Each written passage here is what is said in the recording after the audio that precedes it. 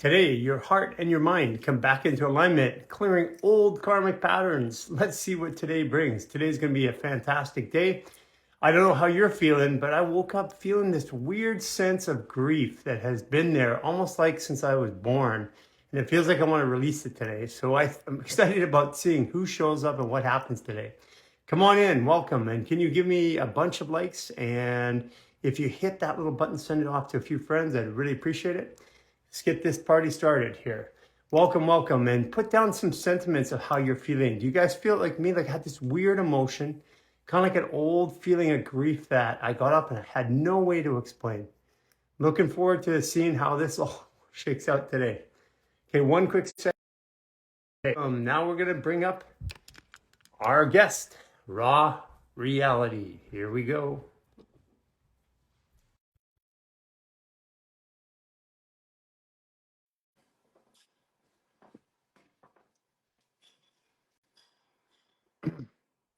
It's gonna be a really, really fantastic day. I can feel it already. Hey, Raw, how you doing? Hello. Good. Good. How are you The feeling today? Are you feeling, I was feeling a sense and I was asking everybody to put down in the comments how they're feeling. I was feeling like a sense of grief that's nothing attached to anything in my life. Like it was trying to go and I was feeling that old emotion. And so I'm assuming and with the astrology today, it's about thoughts and feelings coming together, getting rid of old patterns, like an old emotion. You feeling it? definite. Well, yeah. I mean, that's the whole thing, and the new moon and the start of winter.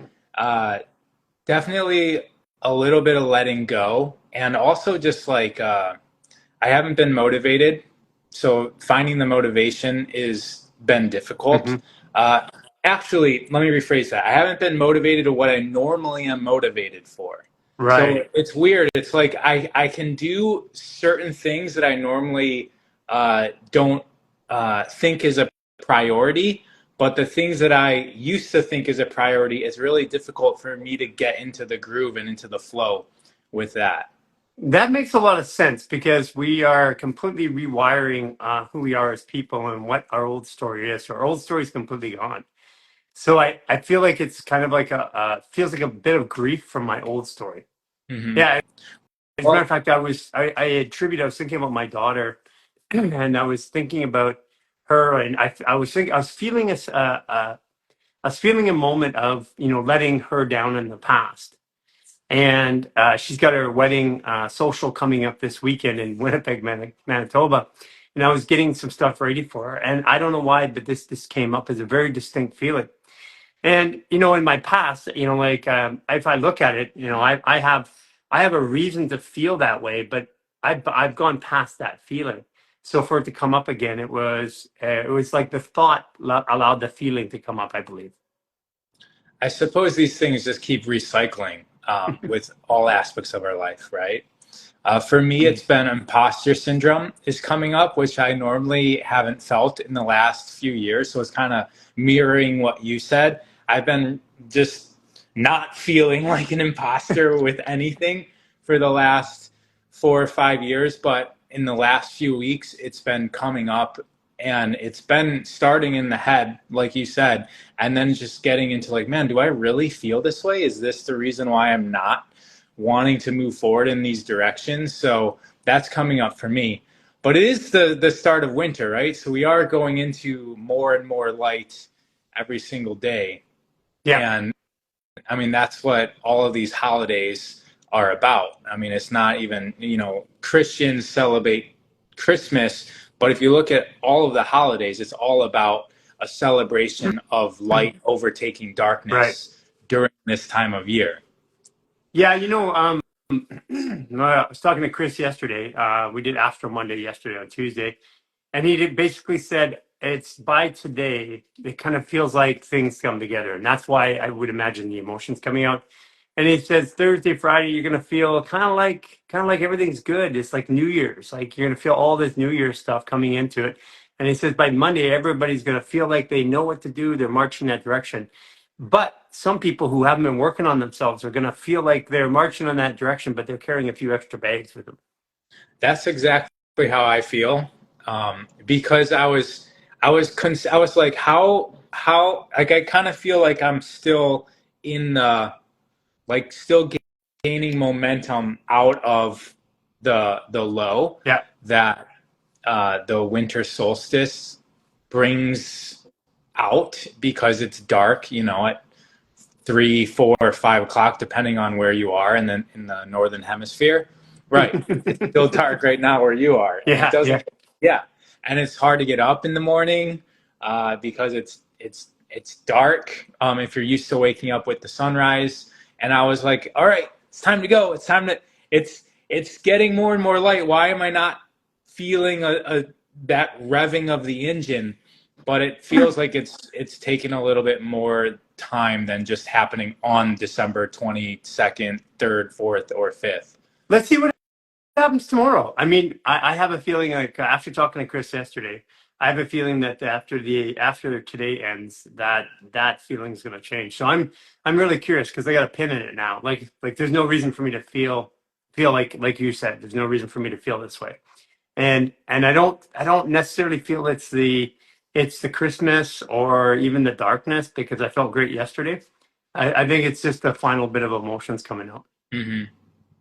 Yeah. So so what do you do? That's a good point. So when you feel like that, because everybody feels like that at some point.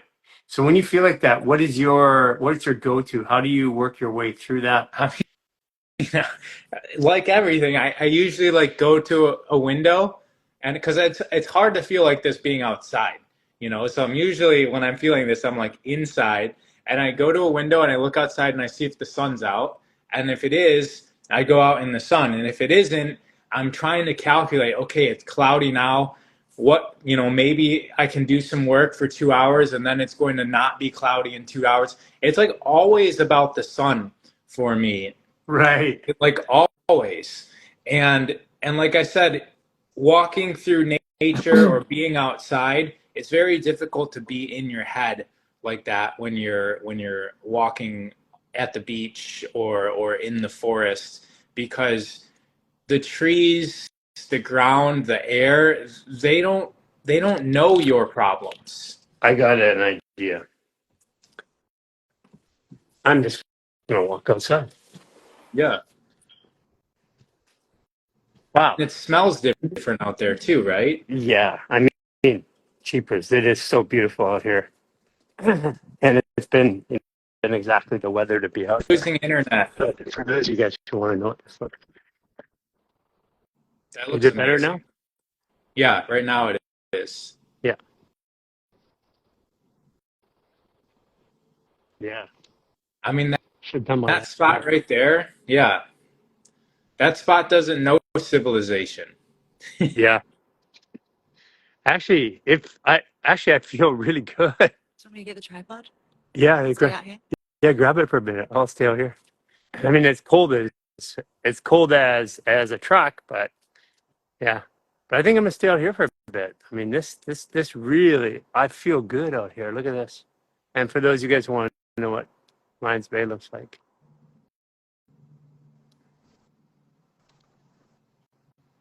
I mean, all those plants are releasing so much. I mean, they're definitely releasing oxygen, taking the yeah. carbon dioxide out of the air, breaking it. So this is one of my favorite spots here because right down here is an area, a seating area, and the sun sets right over there every day. This is a major part of planning out your life, is making sure that you do have easy access to stuff like this, whether it's a yard or a park. You know, if you do need to live in an apartment or you do get to live in an apartment, then, you know, are you located close to a park? Is it easy for you to get access to the sunrise or the sunset? Where is the sun shining during the day? Do you have a tree? Like, is there a tree around? Where's the trail at? All of this is important when looking for housing, Yeah, so because you just moved. So tell me about that place you just moved to and why you moved there. we moved to Ventura. It's about an hour north of the down like the city of LA, but we can get to LA-ish areas in like 25 minutes. So Hmm. it's sort of like you with Lions Bay in location to Vancouver. It's a little outside the city. It's a smaller city, more family oriented. My wife and I were in LA for like 18 years, and LA is an amazing place if you're hustling and grinding and growing and connecting. And we just feel we're a little bit beyond that stage. Even though we do all of those things, we can be outside of the city. We can be closer to nature. We can also have an ocean view. It's just more accessible here in Ventura. Also, LA is just, it's the energy is a little bit, it's a little bit too much for us. I guess maybe we didn't notice it when we were younger, or maybe it's shifted. I don't know. But we tried everything in LA. We were in Laguna Beach, we were in Brentwood, we were, living in amazing places. So we're kind of like in between. We even left LA and went to Mount Shasta for a little bit, but that was too secluded. So this is kind of like, it seems like the best of all of the places that we had. Well, I mean, I love, I can see the beach out there. Yeah. Yeah, we've got the sunset happening right there too. There's islands out there. There's mountains. You can kind of see a mountain in the background. It's not a dark cloud. Don't you have sunrise and sunset? You can see both places. Yeah. Well, I have, if I just walk to the other side of my house, there's a little like balcony area, and that's the sunrise. I'm thinking about putting an ice bath right there, and then sunset's happening right here. South facing uh, is also, I mean, we've got a lot of access. We've got a big yard as well, but the south is where the sun goes all day long if you're in the northern hemisphere. So having a backyard or an area outside where it's south facing is really important in order to get to the light. The people that have the least amount of sunlight on this planet, like they have the highest amounts of suicide. Listen, So you go to like Portland. I grew up in Fort McMurray, Alberta. For you Americans, that's the most northern city in Canada. There's northern towns. It's the most northern city, and it's where all the oil in Canada comes from. It's got more oil than Saudi Arabia, which people don't know, and it's got like now 350 billion barrels on reserve, and it's all the tar sands. So it would get at this time of year, it's dark at 3 o'clock, starting to go at 2:30, and the sun would be up around 10:30 in the morning. And when I was a kid, I just grew up, and that was just the way it was. Then when I came to Vancouver, I didn't even realize, because I wasn't aware. I didn't even realize that the sun was staying up later. Like here in Vancouver at night and the summertime, the sun it's like 10:30 at night, and we still have light. Like it's 11 o'clock, and you're like, now it's getting dark, and it's up at 4 a.m. So it's really beautiful in the summer, and in the wintertime it's beautiful. It's cozy, but I definitely am a light guy. You brought up oil.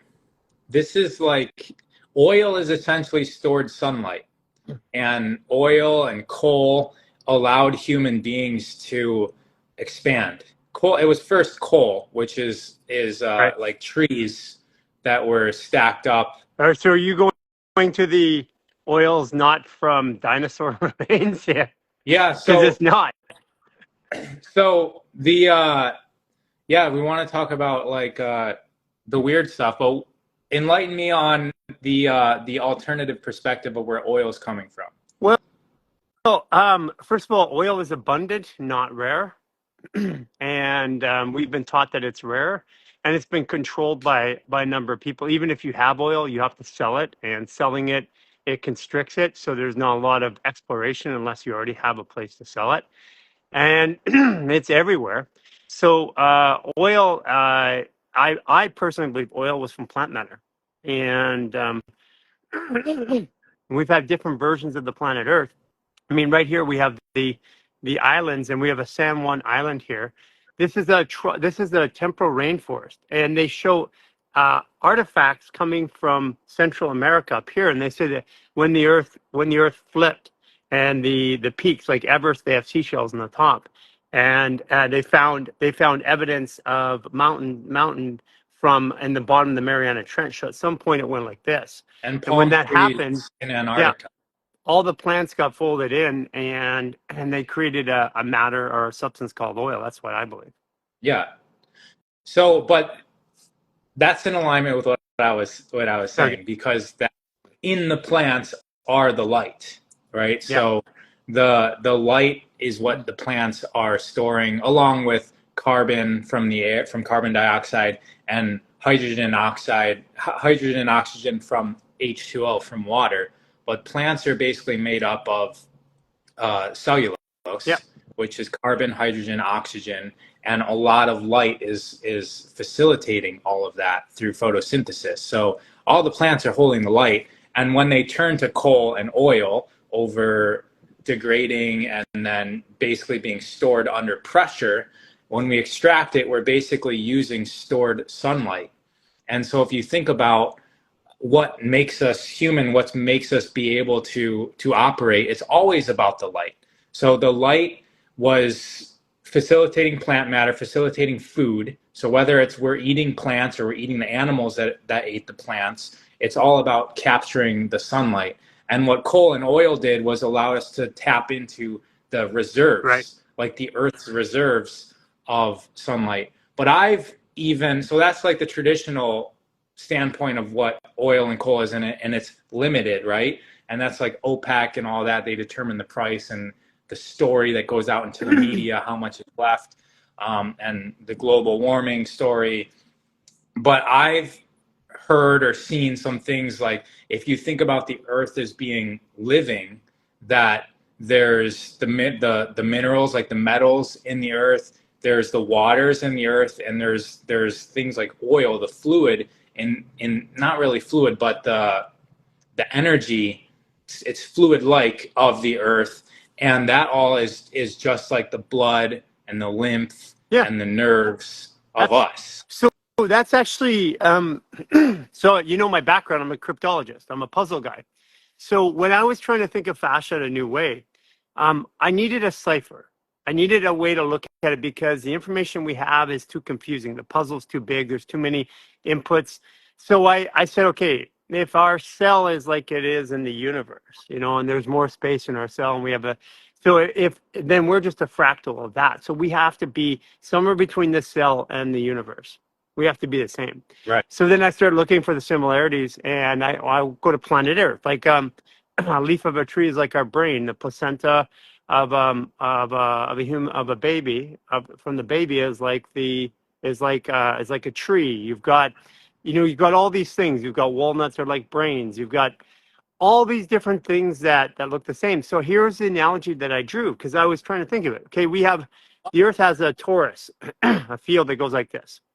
And so that's an energetic field that protects the Earth to some degree, but it doesn't stop, let's say, an asteroid from hitting us. Okay. Mm-hmm. So what do we have? We have a field around us, an aura, a torus. Right. So I said that's the same thing. Okay. But now we have an atmosphere. The atmosphere is different densities in air. And technically we're water. So we're air. We're the same thing, 7% water. The Earth is 70% water.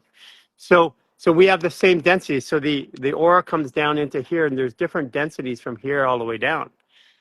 So our skin is like the atmosphere. Our skin is like the atmosphere. Skin and fascia, different densities as you go down. It gets thicker and thicker and thicker. So it gets stronger and harder. Like the fascia is way stronger than the skin because the fascia has a tensile breakpoint of 50,000 pounds, like steel. So like to tear it. That's why a quad goes bang when it's not the muscle that does it, it's a fascia. So if that was the case, then the muscles are like the dirt. The rocks are like the bones. The oceans are like our organs. There's a limited number of oceans and seas in the world. And all the lakes are like our lymph nodes. Yeah, exactly. Lakes are like our lymph nodes. And then the trees are our lungs. And then, so that allowed me. So then what I did is I said, so how does the dirt react with with the rock, and how does the trees react with the earth, and what does it do? And I was making those comparisons because that I had science on. I could go look at and say, well, how would that be like the body? that was how I built my new theory of fascia and the body. That's crazy because you like you said, you can keep on looking into it because there are even littler there's things that tie all those together too, like the Yeah, bacteria or the bacteria that travel amongst everything in the earth, and same thing with yeah, us. And yeah, yeah, yeah. We have, and here, no, here's some other things. Is that every single virus on the planet Earth is already embedded in your DNA. So if we right. do a PCR test and we spin it up to like 80 or 100 cycles, you'll have Ebola, swine flu, you'll have AIDS, you'll have every single virus that's ever been on the planet Earth, because we're made as a commensurate of this Earth. We're made from the Earth. We're not Yeah, we're we not are made from space. We're not projected here. We're not catching things. We're our made, nature. yeah, we're made of the Earth. We're not separate of it. So, and that's a scientifically true statement. So then, why would I put, like, when we want to develop an immunity against something, we expose ourselves to it. So why would Hmm. I expose myself to something to develop an immunity if I already have it in me? Then that takes away the whole germ theory of how can I catch something if I already have it? This is Right. the whole thing. And we know that in microbiology, like right now, the latest one is to help people that have disease processes serious that can't fix it. They're doing fecal transplants. Hmm. What is a fecal transplant? It's literally taking somebody else's crap and putting it up your butt. Like, that's it. Now I think they charge like 20 grand for that. And I'm like, Potentially unvaccinated, untampered with yeah, people where they but have their full right, microbiome. Sorry, go right, ahead. but 20 grand, man. It's like I think they're now doing it for like 10 or $1,000, but that's a medical procedure. It's, first of all, it doesn't take 20 grand to do that. I don't know if he wants this public, but there's a common person that we both know that you have recently started having on lives, but ask him about that Well, because actually, I'm gonna have him in Mexico on the 2nd for a cool, week. Yes. because he's got interesting. Just ask him about that specific topic. Okay, I will. He might not So, want it to be public knowledge, but yeah, well, it is now. So, I know. I listen. He may not give a shit, but I do. Um. So the to be healthy, we're trying to protect ourselves from people, but to be healthy, the truth is, if I walk in a room of people and lick everybody, lick them, I will be way healthier than if I try to hide myself and wash myself, because I get all of their bacteria, which some of it I'm not exposed to. Like when you came down to Mayakon, the first thing that we gave everybody was a drop of local honey, a spoon of local honey, because that has all the information in the local environment, so your body can adapt right away. It doesn't have to go through the hard steps of adapting. that's a good thing to do when traveling anywhere. The Yes. and so that's what babies do, right? They're putting stuff in their mouth Yeah. constantly, and that's what their body's instincts are doing. It's learning the environment. And the thing about bacteria is that if bacteria interacts with another bacteria instantaneously, they transmit all the information that they like almost become one. It's like they were two separate units, and then once they interact with each other, they get all of the information that the other one has had. Bacteria has been battling against viruses like forever. So we want a lot of bacteria in our body. We want them all to be healthy, and we want the bacteria in our environment, Or especially on, cooperating. huh? Or Yes, cooperating. yeah, Even yes. like the other one is people. I don't want parasites in me. I'm like, you can't live without parasites. That's Parasites part are of a the sign thing. of a healthy Yeah, environment. absolutely. And so so we have all this belief about everything that comes from inside of us is dirty and it's bad, but it's actually completely the opposite. Like not even close to being true. That is completely false. Yeah. I mean, just look at animals. My dog, when I walk him, he's going around and he's inhaling all of the other dogs, like and all of the other scents, and even licking. He's licking so much stuff. I'm like, what, Solar? What are you doing? You're like, what are you licking? But he obviously knows what he's doing. But it's a little, weird for my human programmed mind to see him licking the garbage can. Um, You know, that this is a fundamental point of what we're teaching. Um, we're easing people into a thought or a discussion.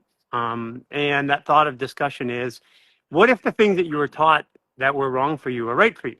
And what we've noticed is that it takes people a little while to get their head around it. Like like when we talk about urine therapy. I mean, that's a good 15,000 people that said goodbye just over a topic. And I'm like, whoa, that shows you where society is when somebody says over one thing. Like I had somebody say, fascial maneuvers have changed my life. I feel so much better. I've shared them with everybody. But now you're talking about urine, I'm gone. And I'm like, first of all, where does that make sense? And and we've lost the willingness to explore beyond the boundaries of what we've been told is okay as a society. yeah. Yeah, I mean, the comment section is always interesting, right? Because you have the people that just say this is bullshit, and there was never a time in their life where they didn't recognize that they could be adding to a conversation, adding their perspective. So if it's bullshit, then what isn't bullshit, right? Like bring a comment, bring a conversation to it so that there can be some dialogue. But the overwhelming people just negate it without saying their opinion or anything.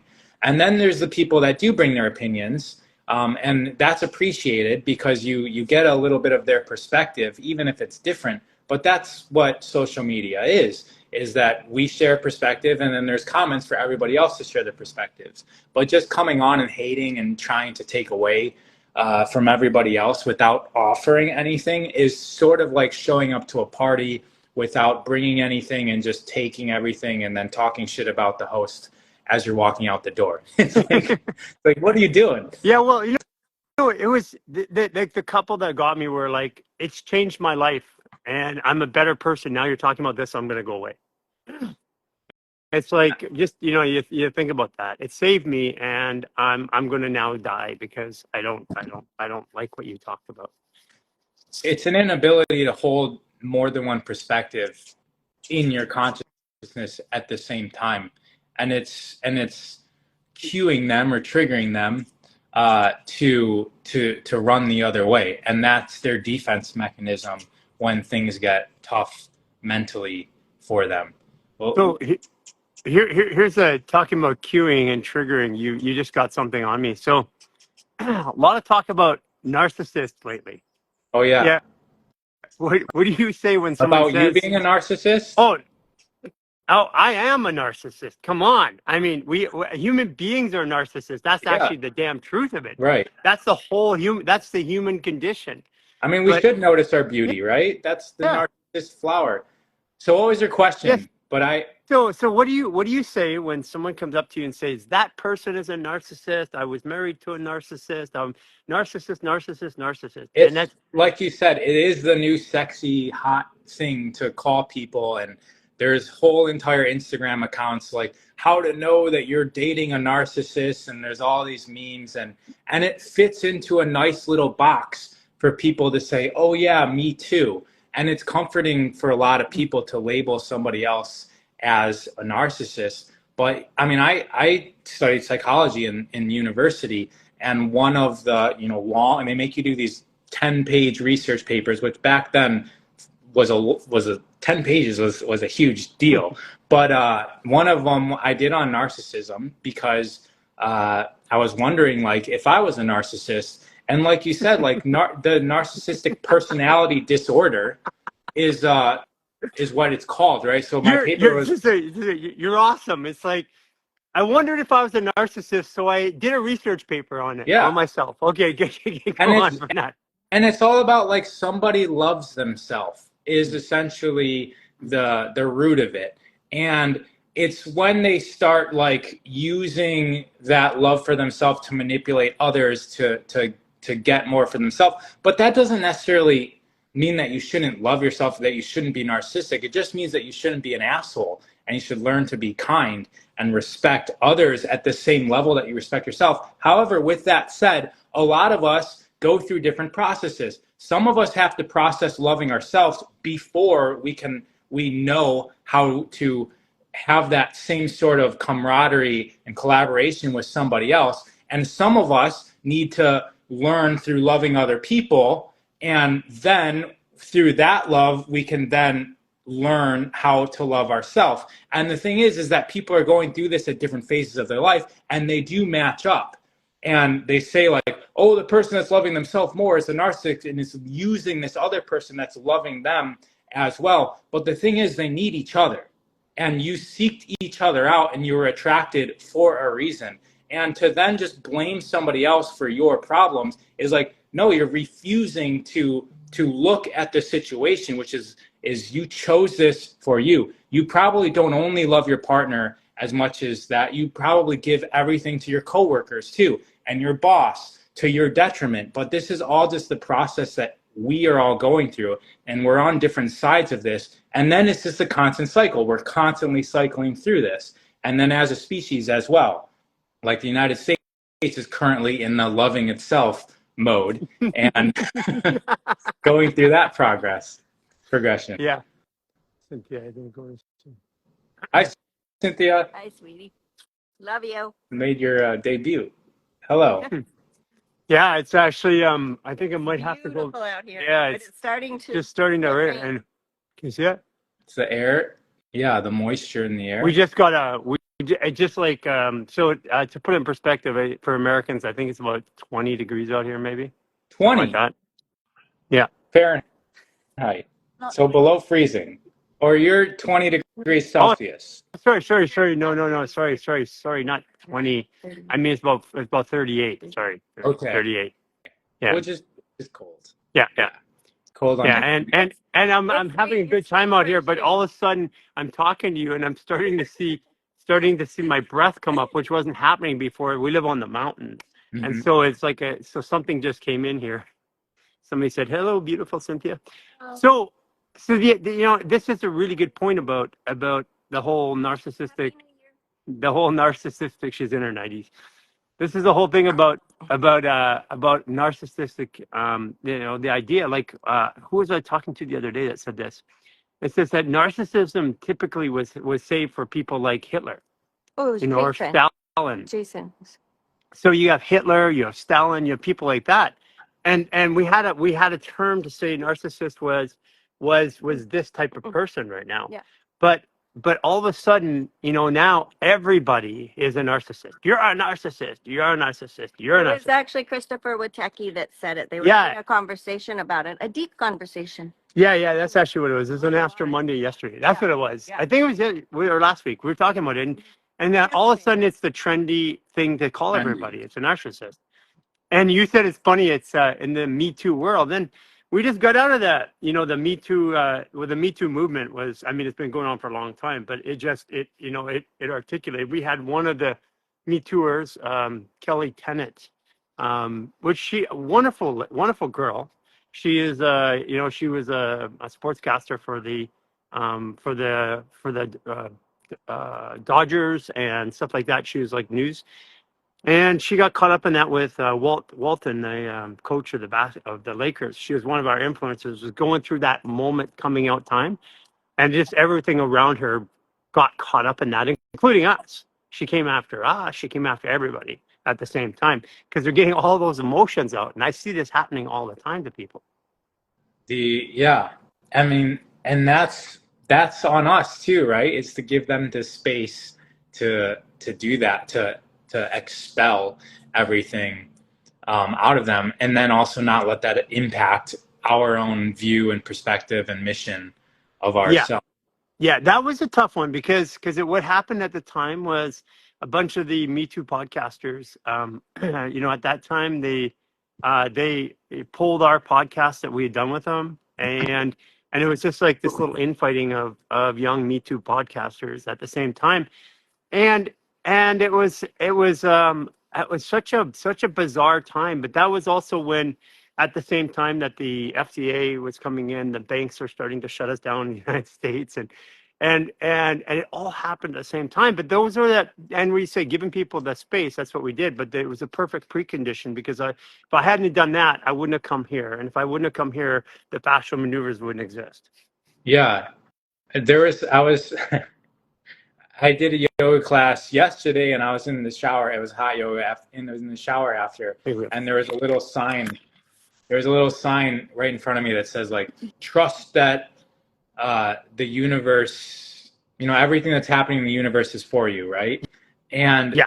it's really easy for us to think that when it's positive, but are we able to think that when we're going through all of this stuff, or maybe like falling ill, or however you want to explain being sick, like getting reset?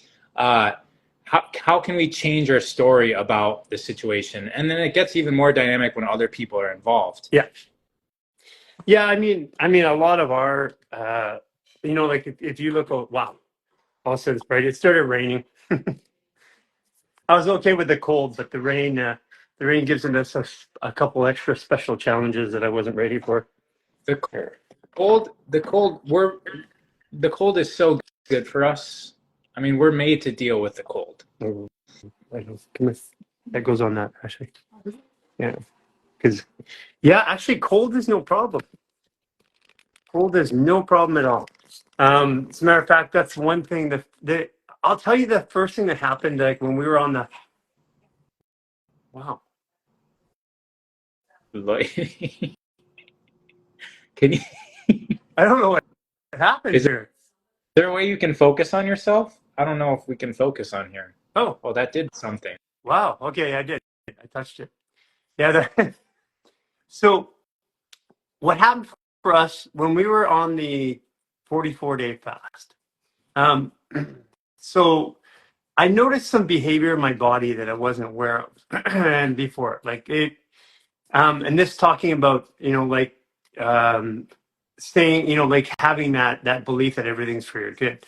So one of the things that I noticed that happened for me, we went down and and it was May, we started the fast. So the ocean's still pretty cold here in May. And we weren't really into the cold water, in the ocean. We were like winter's house, summer's ocean, right? And so we were in the ocean, and I walked in and I started shaking a little bit. And then I realized that my legs, as I was walking in, were warm. And I looked at Jay and I said, that's weird. I'm shaking, but it's warm. And he goes, yeah, I think it's just fear releasing, like a fear that is cold. So then we started to realize that at that point that something had changed in our body and our fascia. And the next thing you know, we started going in lakes and all that around that time. So it's pretty cold in the lakes around here around that time. We were in this lake in Whistler, and been swimming around for about half an hour, and then a whole bunch of people came in after a Wim Hof thing, and they jump in the lake, get out, and we're like, what are these guys doing? They're just jumping in and getting out. And we talked to them afterwards, and when we talked to them afterwards, they're like, oh, we're doing Wim Hof. And we've been swimming in this thing for about 25, 30 minutes in this lake without even thinking about it, because there's only three of us. So we weren't aware it was cold because no one else was in the lake swimming. That's probably why no one else is in the lake swimming. And so as we started opening up our fascia, we started seeing that the fascia had layers, and those layers would be, the way I would explain it is each layer has a little bit of fluid that would warm itself. So we feel a cold coming in, and then our body at the core would send a heat wave this way, and you could feel it come and then reverse and then come back. And that's what happens in my body today. Like I don't actually get cold when I'm outside. So I'll post it before I go. We were shoveling the snow out here, and my shoes, I had these barefoot shoes, have zero grip. Like it's dangerous with the shoes, right? Not meant for it. So I just take off my shoes and I'm actually shoveling the snow with my bare feet. And that's actually better. It's more grip. And and I know you're into this because when we got done with the hike at Shannon Falls, when you're up here, you were like, I didn't get to see it. I was waiting for Lisa and them to come down the hill. But you're down the bottom. You're down. I just saw you strip down your underwear. You're you're in that mountain stream there. Yeah, my plan was to do it at the top, but I slipped a few times on the way up, and I was like, I don't want to come down shivering and sometimes I didn't know how cold it was gonna be. I didn't know how it was gonna be, so I waited till I got to the bottom. The crazy thing is that I get that as well. You go in and you're cold while you're in, and you step out and you're warm. And the thing is that we are the source of heat, right? Like if you touch our skin, like we're the source of heat. We're also stored sunlight, we're stored potential energy. And so all of the heat that we need is already within us. If we go outside and we're not conditioned, then yes, we will feel cold. But our body is made to be at the temperature that it stabilizes at. It's made to be there. And so we can hold ourselves at our temperate stability no matter what our no matter what the environment is, if we're practiced if we've got fascial. So somebody said something here. When you get frostbite, if you go barefoot in the snow, and Well, it's that, in the video. Yeah, I wish I could right now. It doesn't allow me to, but I'll put it up on the story. But the here's the thing is that like Wim Hof, great guy for bringing this out. But I mean, he climbing the mountains, climbing mountains in just shorts with no shoes and no gathering. So the question is, why do certain people get frostbite? And then here's another one. And die. Some people die doing what he does. And then why do certain people starve? Because I went 6 weeks without food, 2 weeks without water. So there's a doctor. He wrote a book, and it was based on a theory that if you chew every bite of food 100 times, he lived Auschwitz. They were trying to kill him they were testing him, like trying to starve him out, and they give him like a morsel of food, and he kept surviving, and they couldn't kill him. Well, anyways, he ended up living through Auschwitz. He got out. He was a medical doctor. He published books about it and stuff like this. And I'm like, there's not enough nutrients in that food. Doesn't matter how many times you chew it. Is that the same guy that wrote the book, The Man's Search for Meaning? Anyways, it might be, but the thing is that like it can't be the nutrients in the food. You don't get any more nutrients if you eat it more. But one thing he did do was he reinforced physically a belief system that he had. And when I was fasting for 6 weeks, when it was 2 weeks, I'll tell you something that was really funny. I have a bunch of doctors that we work with up here, and when we were like about a week into the dry fast, they came up here and they were like, you got to be careful. We've had people die from this. And literally, even though I believed, their fear and their conversation came on me, and I'm like, I'm asking my body, I'm asking Jason, I'm testing Jason's energy, because all of a sudden I had this moment of doubt. Yeah, Viktor Frankl is who I was talking about. He ended up being a psychiatrist, or he was a psychiatrist. So it may or may not be the same person, because it's about like the spiritual survival of how he got through that. But just like you were talking about all of the viruses, the codes for the viruses being in our DNA, it's the same thing with like all of our superpowers. The power even to be wealthy, or to be poor, or to be able to be an athlete, or to be able to thrive without food or water. There's people doing it for 15, 21 days without food or water. It's a struggle, and they document it, but this is happening. And this story of you're going to get frostbite if you go outside and it's cold out, that you're going to get sick if you don't have a jacket, or you're going to die if you don't have water for 3 days. These are just stories that we can take into our being, and they can manifest in our life if we let it. I've got 2 more things to say. That's why it's so important to not tell your friends and family, oh, this is going to be really hard. This is going to be tough. right? Because we think that we're consoling them. We think that we're helping them out by warning them or preparing them. But the moment you do that, it just destroys their confidence that they had in themselves. So whether it's an athlete, before the championship game, maybe it's your son, and they've worked all season or all life to this moment, and it's the most important game, and you go in there and you start talking about like how difficult it's going to be, and they have to overcome. Like that can have some negative effects on the person that you do that. But there's another story, I forget, I could probably look it up, of a soldier in one of the world wars, I believe, who trapped himself inside of a refrigerator car, a railroad car. And it was a refrigerated car. And they ended up finding him dead. And he wrote on the walls, like, I've tried helping, or I've tried screaming for help. Nobody will come. I'm getting colder. I'm getting colder. I'm getting weaker. And then eventually he died. And when they found him, he was dead. But the confusing part about this is that the refrigerator car wasn't turned on. So it was just 68 degrees. But he, in his fear, convinced himself that he was going to freeze to death inside this railroad car. And then he actually was able to take himself to the point of death with his own mind. Yes. This is the bigger point, right? It's that this is part of our journey of learning, because when we did that fast, people would come and and family members, friends, and they would have great levels of concern. Now, for me, at the end of the fast, at 44 days, I was fat. Which baffled me. Now, Jason looked really, really, really, really thin. And so he was getting a lot of the pressure from family, like this isn't safe, you're gonna die, and all this. And so we actually just stopped seeing people and talking to people, because we didn't want to have the conversation.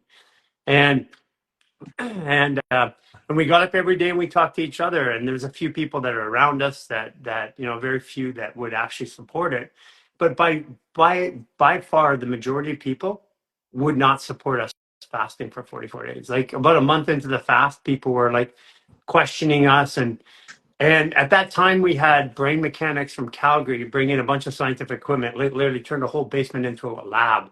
Brain scans, body scans, sleep scans, pressure, all this. And we were testing all of our bodies, because we're like, something's up. Like, one of the things that I found is, since my fast, and I don't know if this happened before or after, but my brain is 100% gamma. I don't have, like, when we did EEGs in my brain, 100% gamma. And it's been that way since. And I can't explain it. That means like my brain's on mushrooms all the time. Yeah, it's like an enlightened state, basically. Yeah. That's interesting. That is. But And I don't have a tailbone. Did that happen before or after that? That happened. The tailbone issue was A long time ago? 2019 at the Conscious Clubhouse, because every day I'd come out and take my activator, chiropractic, click, click, click, click, and I'd hit my xiphoid, and I'd hit my tailbone every morning. And one day I get up and I go click, click, and there's nothing there. So the first thing I do is run to the bathroom. And I'm like, what's going on? I took a rubber glove, put it up my butt, trying to find my coccyx, trying to move around, and it wasn't there.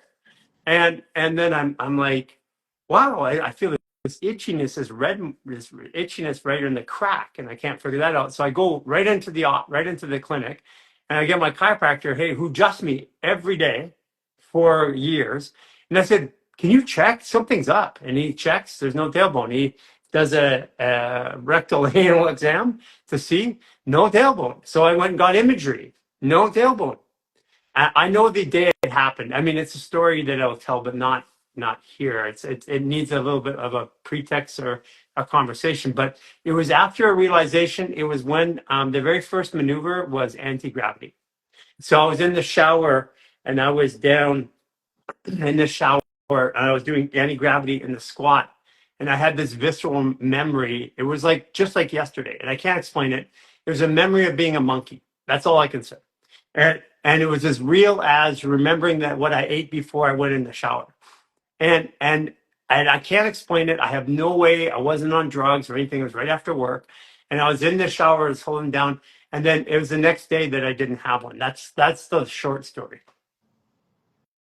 It's funny when you said, that's all I can say. I actually saw you as a monkey. I mean, those memories are in us, right? I mean, that's happening now.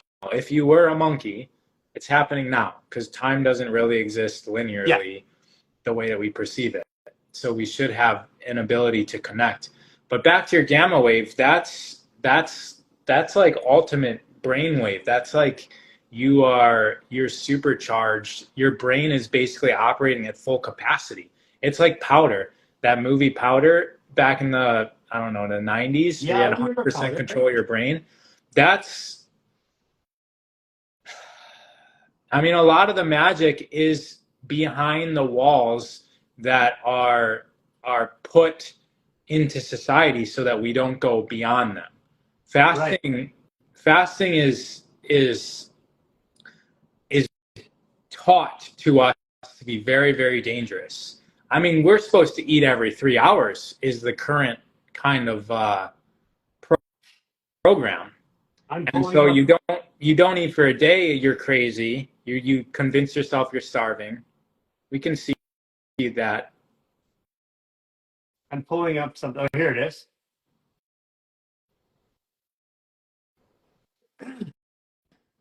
This was a control, and that was my brain on an EEG, and we were using we had this second here. So we're not exactly organized, and we're using this brain scan EEG. It's the same EEGs that they use for like race car drivers. Right here. That was the control headsets that we were using to test us at the time. So we turned that whole downstairs room into a lab, and we were looking to understand why we were different. There was something different about us, but we had no way to quantify it. So we took this brain scientist called Brain Mechanics, and they were partners with Microsoft and Google and all that.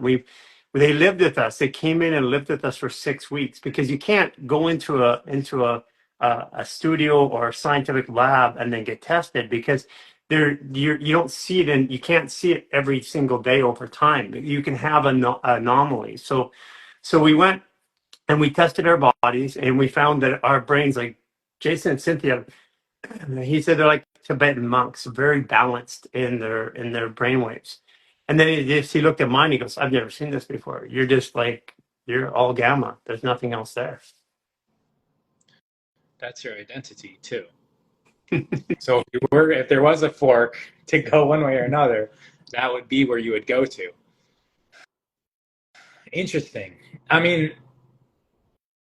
fasting, so much of our energy is used to process food, right? 80%. You're taking a banana and you're turning it into a skin cell. Like that's a huge feat for the body. 80% goes into that. I mean, and so 80% not going into that anymore. And then your body also being okay with that. It's stabilized, and then it starts to use your organs in other ways, which is what you get when you start looking to the east of like what all the organs are for. They're not just for processing food like we think about them in the West. I'll show you something.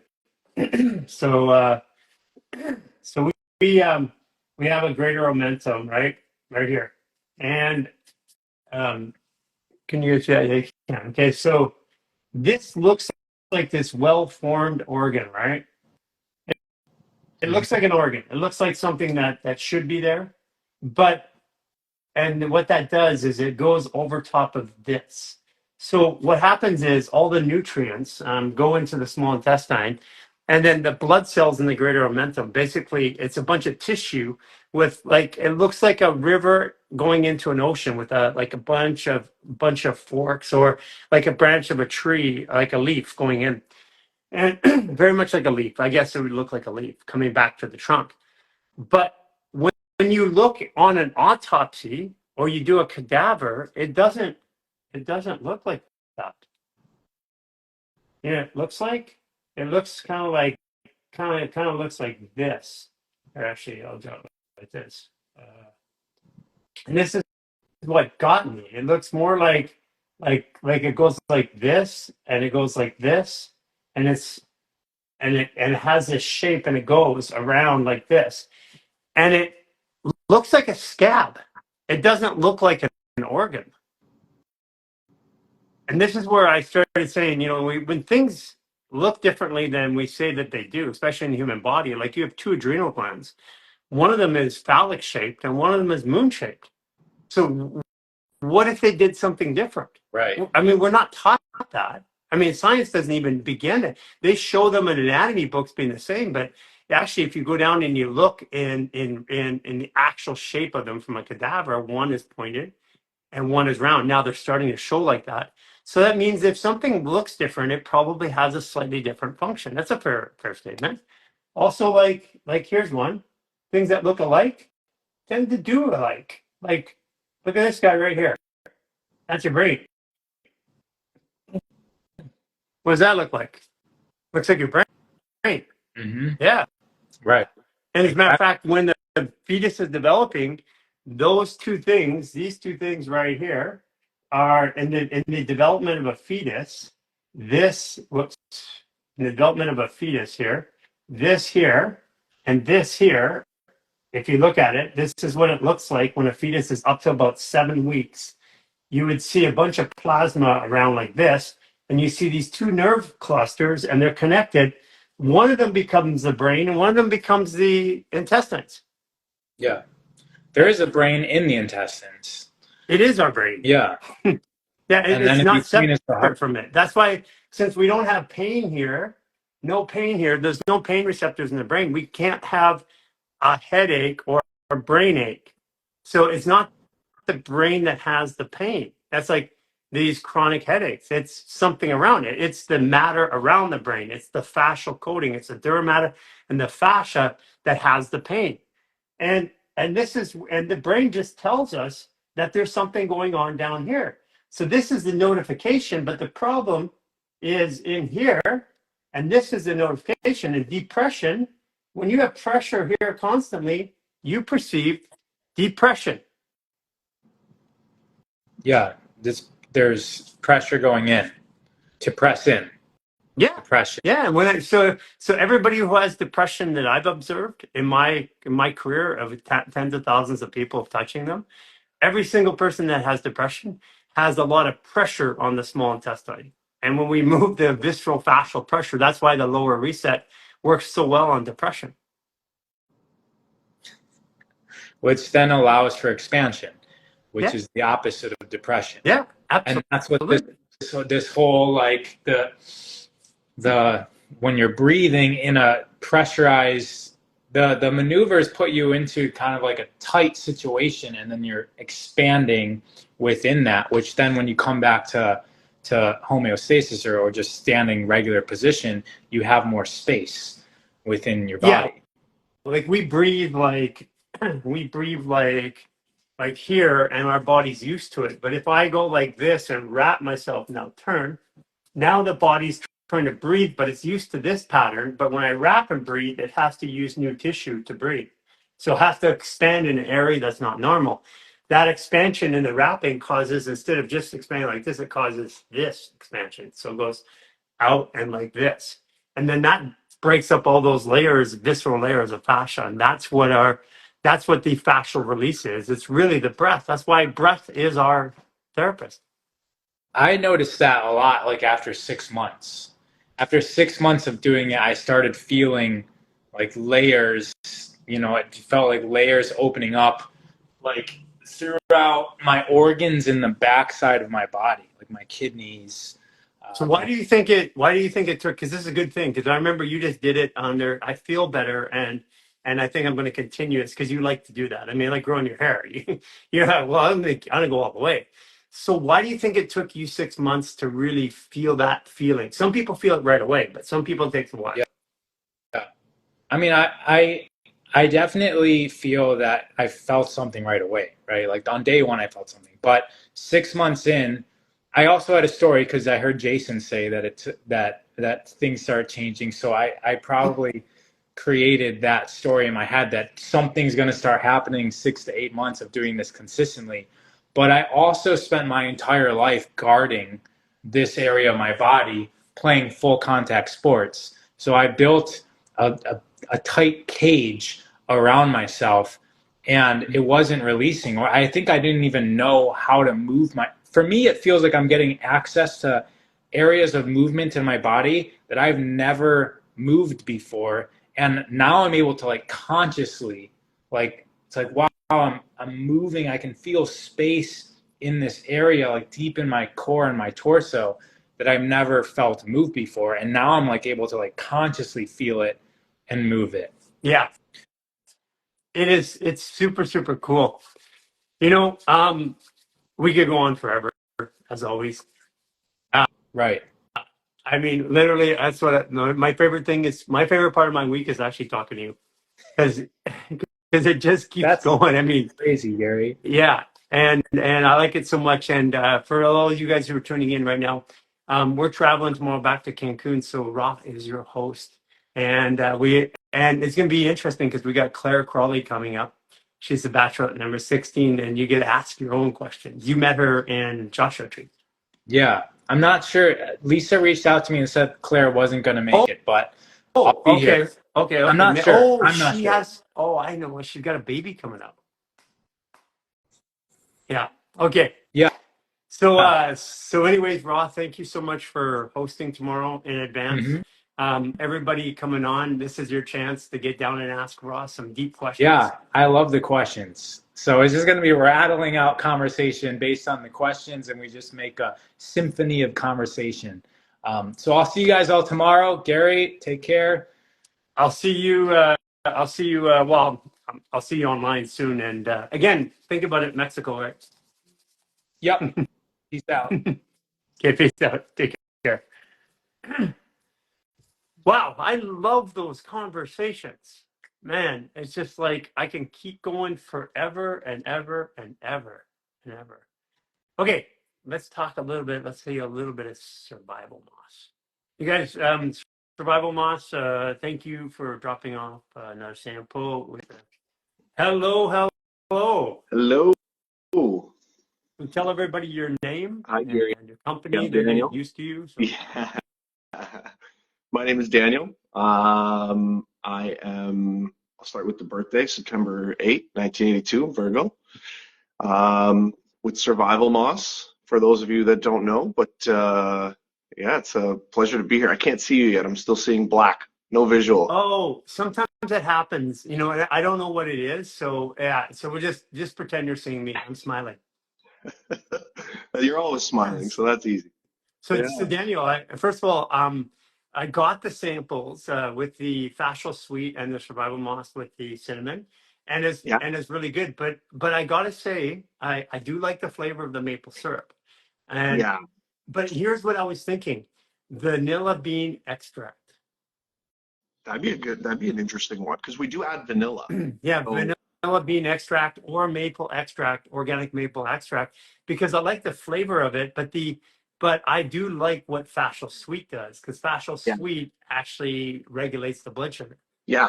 Yeah. It doesn't spike the blood sugar. I've been dabbling with the fascial sweet a little bit, and it's interesting, and it's a good combination with certain things. But yeah, Amani was the one. She was like, I'm gonna add this to the gel and see how it pans out, and it's not bad. It turned out pretty good actually. Yeah, so our fascial flow is Irish sea moss and fascial sweet. Yeah. And the reason why we did that is because you get all the minerals in, but the fascial sweet, basically it's impacting it's impacting what do you call it? The insulin pathways. And insulin is the transport mechanism for nutrients. So we use the fascial suite as a way of turbocharging the nutrients or the minerals into the cell. Yeah. Yeah. And Amanda took your advice too on the silica also for helping with the absorption of minerals into the cell. And she's noticed quite a difference since adding silica into her diet. I could actually, you know what? I could actually see it in her hair. I mean, Yeah. I'm weird like that. I can know I notice those things, but I could see it in her hair. Her hair looked brighter and healthier. Yeah. Yeah. And we were talking about potentially maybe even incorporating that somehow into maybe a future product, having an infused silica CMOS freeze-dried blend. So we're going to experiment a little bit here down the road. But I just wanted to say too, by the way, I really enjoyed that conversation you were having with Ra. That's kind of like just it's right up my alley. I really love all the science behind kind of understanding where how fascia plays into the body and all that wonderful stuff. And so there was so many times I was like wanting to jump in jump in there and comment with you guys, but that was a great combo. I really appreciated that. You know, we have a lot of science about the body, but what we do is we base our science upon a series of lies, though. Let me tell you some. Like we have science about performance, but we say the average person breathes, like 15 to 16 breaths per minute. But there's a bunch of science that says after 12 breaths per minute, clinically we start to hyperventilate. Mhm. And so we base all of our known what's good on the average of population. Here's the ones that are really unhealthy. Here's the ones that are supposedly healthy. So here's the middle range, or here's the healthy ones. Yeah. But we have all these other things like the bones are structure. Well, none of our bones touch. So saying their structure is technically not right. And that's how we started thinking of fascia as structure.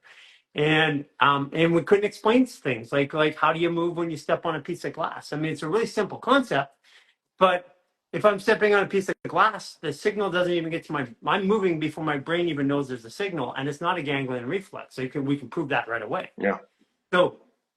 So we have all this stuff that and what I found in healthcare, there's a very consistent behavior. When I ask a question, oh, why is it like that? I'll get a reason. I'll get an answer. But then I ask the question again, second time. So, okay, well, why is it like that? And then I'll maybe get an answer 50% of the time. The third time it's, oh, that's just how the body is. Yeah. And that's a third of every conversation in healthcare. And I'm I know. like, how is that possible? Manny and I lost a lot of faith in our healthcare after she was diagnosed with MS because we were attending, we're having conversation after conversation with neurologists, and we would come prepared. Like we like to do our research, we like to go in kind of with a really strong general understanding, so that we could have a conversation that was impactful, and we could ask questions and better understand what's happening. And I never was satisfied with the conversations we had. Like it was almost always we'd ask questions and then the answers were, in many cases, neurologists, when it comes to these types of autoimmune conditions, there's a whole lot of we don't really know, or we think, dot, dot, dot. And so, yeah, I think a lot of it, a lot of times I find myself when I'm talking to some of these practitioners, just I leave the conversation not satisfied or with more questions than I had going in, and so it forces you to go find your own answers and find your own path, and at the end of the day, you just have to do what feels intuitively right, for your body, which is one of the reasons why I think Amanda and I both resonated so well when we met you was that, and I'll be honest, I'll be the first to admit, I tell everybody this, prior to meeting you, I'd never heard the term fascia. I actually had to Google it. I was like, what is he talking about, fascia? What is this fascia? And then And then it opened my mind to this. There was a body part that I had never heard about before, and I was like, what? How is that possible? Because I consider myself to be a little bit of a jack of all trades. I know a little bit about everything because I like to research. And that was the first time I was exposed to fascia. And listening to you and listening to your philosophy and your way of thinking about what the fascia is and its role in the body was really interesting to me. So it felt intuitively, it felt right. Um, and uh, and yeah, I think I want to thank you for that because I don't know if I would have been exposed to fascia had it not been for you. And it's definitely opened up a new way of thinking about the body and all the different parts of the body and how everything works together and all that. So that was really interesting. That was yeah. So you introduced me to So, fascia. We call you the godfather of fascia, by the way. so it's funny because everybody wants me to go to these fascia conferences, and I'm like, I really don't want to talk to the people at the conferences because they have a different like we're on different planets. We're not even, and I don't want to talk about fascia anymore. I want to talk about how it works, what to do Yeah, with it, because at the end of it, the science of it, I come from a generation. I'm 54. Everybody wants to know when you get a new phone, what's the processor or a new computer, what's the inside components, and my kids, they, for the most part, couldn't even tell you that the phone had an antenna, or they don't even know the chip. They just know what it does. yeah, And and the reality is that's the way it should be. We don't need to know. We just need to know the function of the operation. totally. But here it is. You guys have pioneered a new way of delivering CMOS, which I love. Shelf stable for years. Um, and what I love about it is what I really love about it is that I can give it to kids and they don't even think twice of it. You can put it on cereal, you can put it on a sandwich, you can put it in a salad, and they'll eat it, and it has virtually no flavor that's noticeable, and it's just freeze dried. But CMOS, the body needs 102 minerals, Correct. and the way that I describe it is I come from a telecom or networking background. So like I know data networking, telecom, stuff like this. So there's a cloud that we all have on our iPhones. And knows that the iPhone has all these apps. And each one of those apps has a direct line or PVC or SVC, like a virtual circuit that goes right to some sort of server to run that app.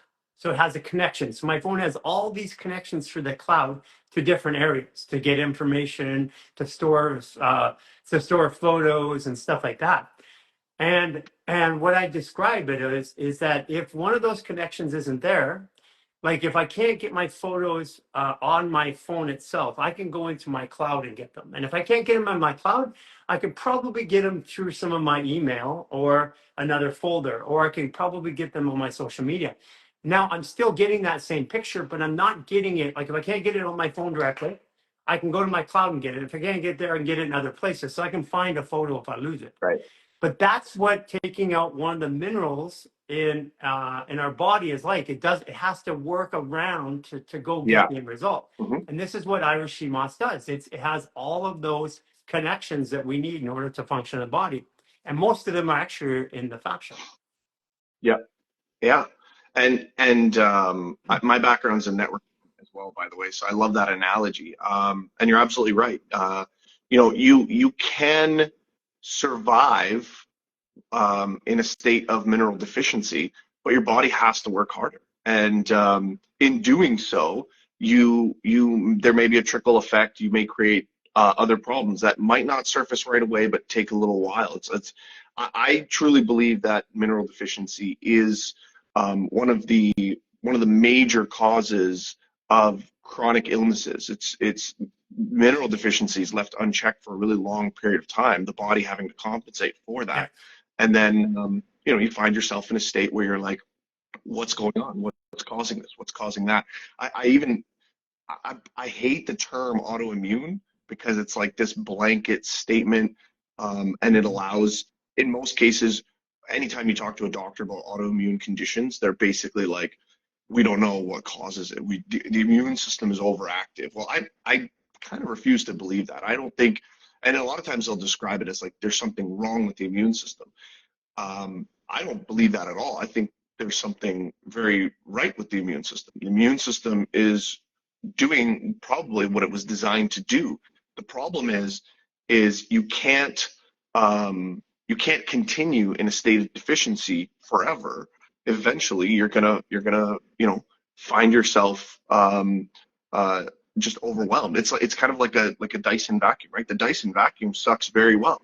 It's doing its job, but if you don't empty that Dyson every so often, it's gonna stop doing its job eventually. And so that's, to me, that's what autoimmune conditions are. Your immune system is doing what it's supposed to do, but it gets to the point where it's just overwhelmed. You're not it's not getting a break, and it doesn't have all the tools that it needs to do its job, and that's kind of where minerals come in. A lot of minerals are overlooked, right? A lot of people focus on vitamins and they focus on a lot of these mainstream talking points, but rarely do we talk about minerals, and we never talk about the fact that most of our foods are, due to conventional farming, are kind of devoid of minerals compared to what they were 10, 20, 30 years ago. So you got to get those minerals from somewhere, and that's what led us to CMOS. It's one of the few natural sources out there, and I'm a believer of getting all of your nutrition from whole foods. I like the idea of just being able to take something from the earth and put that into your body and get what you need from it.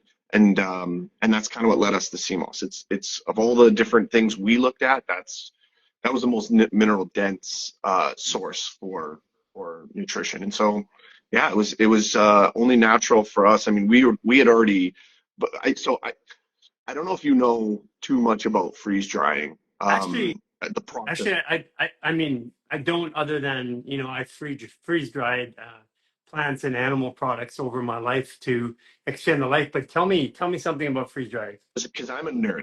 I like the science behind things, right? I like to understand exactly what this is. And so before we even freeze dried our first bit of CMOS gel, we had a freeze dryer, and we were freeze drying all kinds of things. We were everything from we would even freeze dry candy, because that was like the quintessential, like everybody knew what freeze dried Skittles was. But we had experimented with freeze drying a lot of stuff. Freeze dried Skittles? Yeah. Because whenever you remove the moisture from anything, what you're left with is basically concentrated molecules. Everything that is not water in that substance, that's what you're left with. And so with Skittles, when you remove all the moisture, so it's no longer chewy. Now it's really brittle, easy to bite, and crunchy. But the flavor molecules, because there's no moisture there, it almost seems like there's 10 times the amount of flavor molecules. So picture what a Skittle tastes like when you chew it. Now imagine if it were just dry and crunchy, but more flavorful. That's why the freeze-dried pineapple pieces you gave me are so damn good. Those are candy. 100%. And so, because you remove all the moisture, all you're left with is the flavor molecules and the nutrition and everything else that's in there.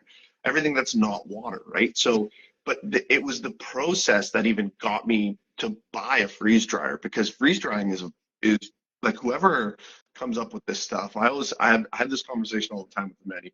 Who invented this thing, right?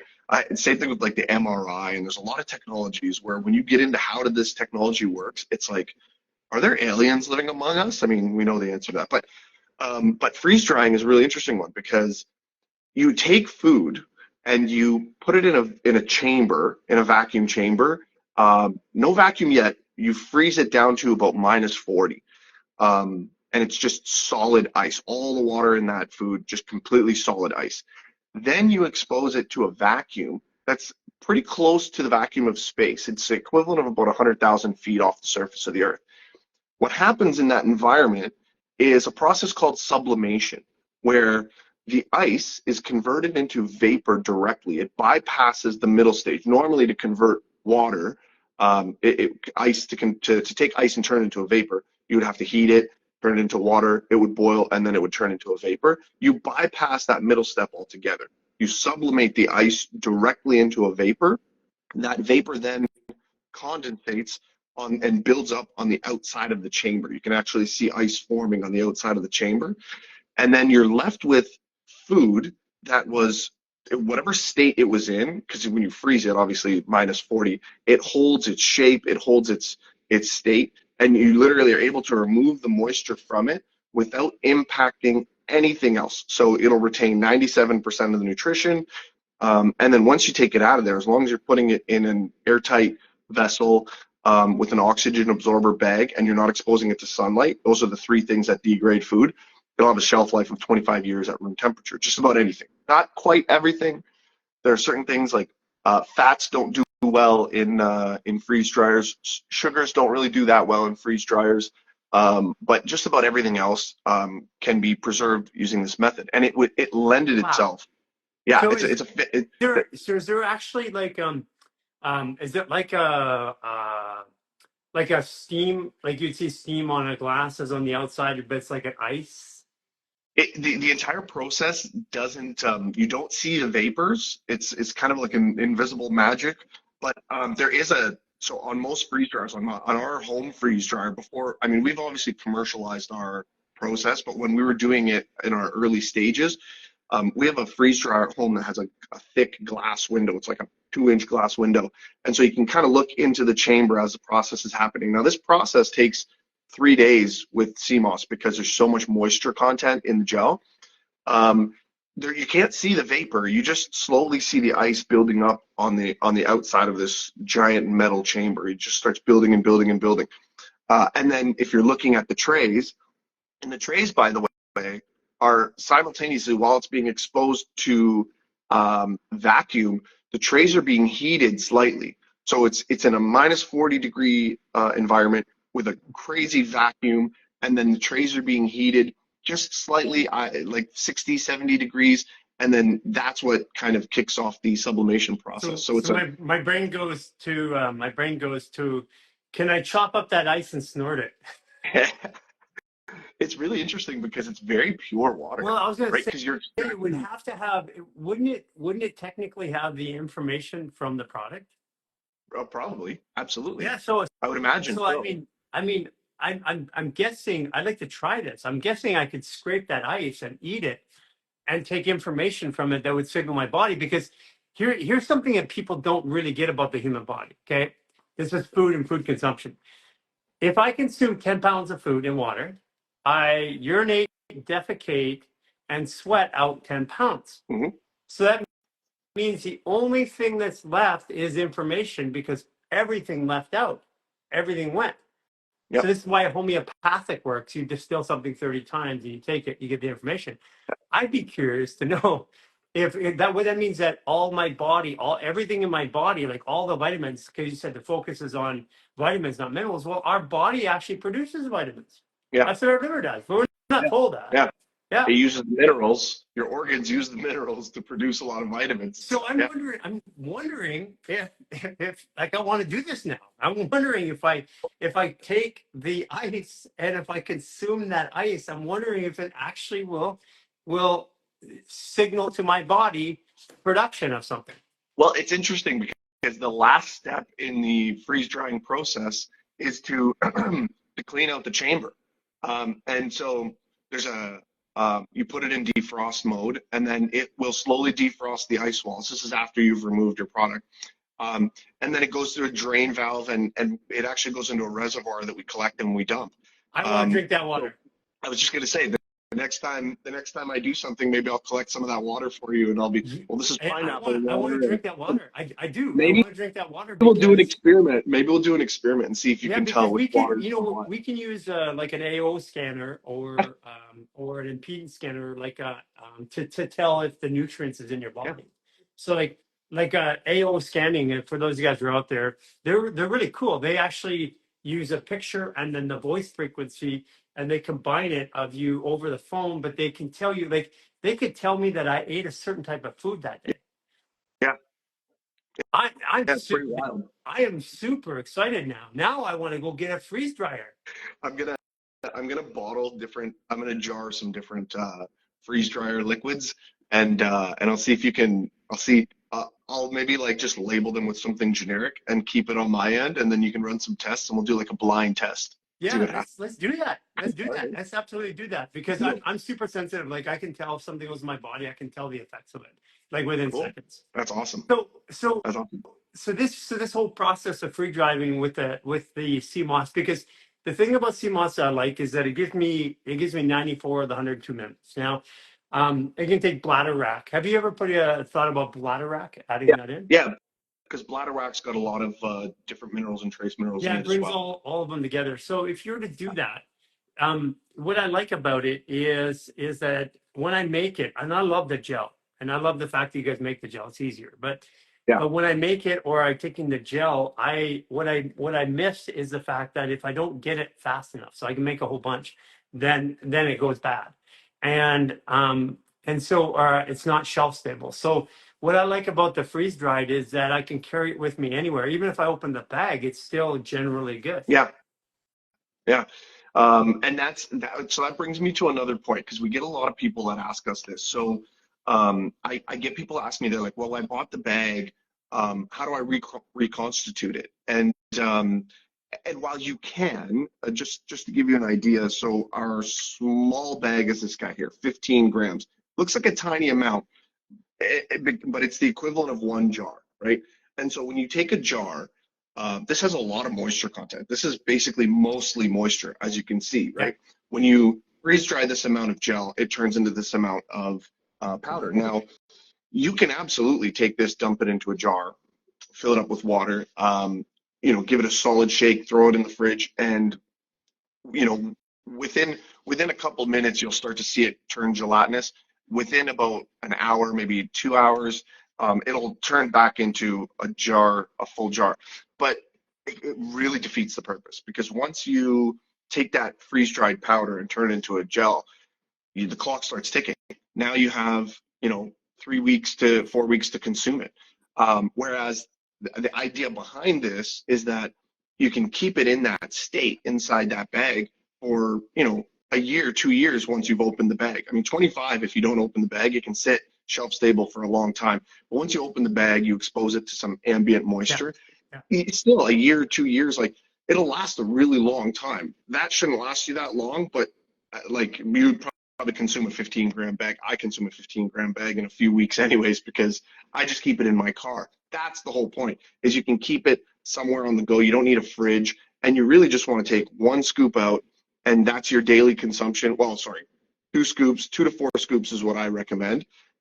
That's your daily consumption. Throw it into a liquid, your teas, your coffees, throw it into your yogurt. It doesn't need a lot of moisture. It'll absorb pretty quickly, and it's ready to consume almost right away. Like when I add it to my coffee, I start drinking my coffee right away. I don't mind if it's not fully soft and jelly yet, but within about 30 seconds to a minute, like you don't, it's gone. It So basically is a gel in whatever you've added it to. And question, that little scooper that you have in the freeze dried bag, yeah, how is that like a tablespoon? no, so if you look at it, you'll notice that first of all, this is the side profile of this. It's flat. Mm. We had to go to this to get it to fit inside the Mylar bags and not take up too much space. But this spoon here, so obviously when you're scooping a scoop, you kind of want to try and get as much as you can on that scoop. And when you do that, this little heaping scoopful ends up being a teaspoon of powder. So if you take this and you throw it into a little measuring, Yeah, you get sure. those little multi-spoon measuring kits. That's a teaspoon. Once you rehydrate that, it makes about a tablespoon worth. So And how one much is that scoop, how much would that be in milligrams? Do you know roughly? mm, I don't know. It's. I think if you were to just look at convert tablespoon to milligrams, you could just do the conversion and it would be exactly that. I know that it's the equivalent of taking 1 tablespoon of the gel. That's about how much you're consuming. So with one scoop, roughly. I mean, it really depends. Like sometimes I go in there and I get a heaping scoop, and sometimes it's a little bit less than a heaping scoop. So there's not an exact science, but it's roughly about that. And so when you're taking the gels, you want to basically be doing, 1 to 2 tablespoons on the lower end so that you can feel the effects of it a day.